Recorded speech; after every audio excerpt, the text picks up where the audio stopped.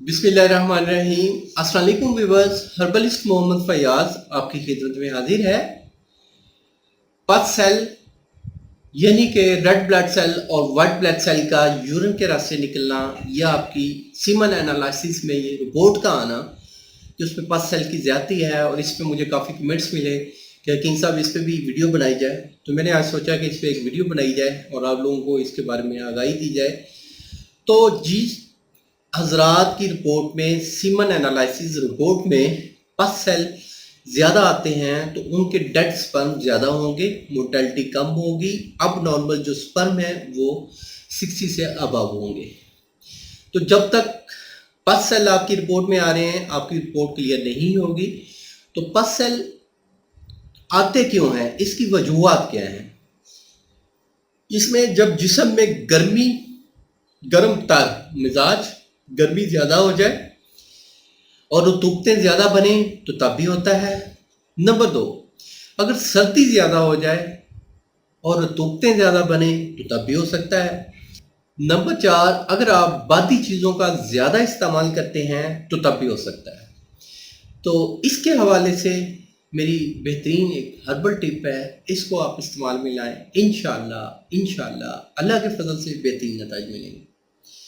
आपको करना क्या होगा, आपने लेना है रीठी का छिलका। रीठी का छिलका आपने लेना है 50 ग्राम,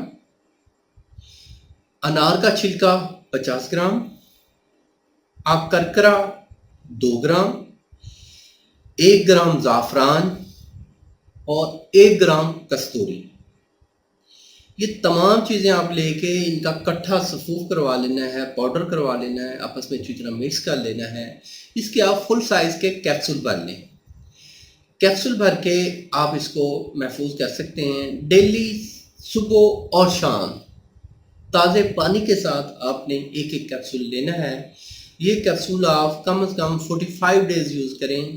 तो 45 डेज़ कैप्सूल ये इस्तेमाल करने के बाद अपना टेस्ट करवाएं तो इंशाल्लाह आपकी रिपोर्ट में जो पस सेल हैं वो कम होंगे इंशाल्लाह, और मोर्टेलिटी ज़्यादा होगी। अब नॉर्मल जो स्पर्म है उनकी मिकदार भी कम हो जाएगी और आपके एक्टिव स्पर्म ज़्यादा हो जाएंगे इंशाल्लाह। अगर आप ये नुस्खा खुद तैयार नहीं कर सकते तो आप अपना मर्ज़ पूरी तफसील के साथ मुझे व्हाट्सएप करें, अपनी रिपोर्ट सेंड करें।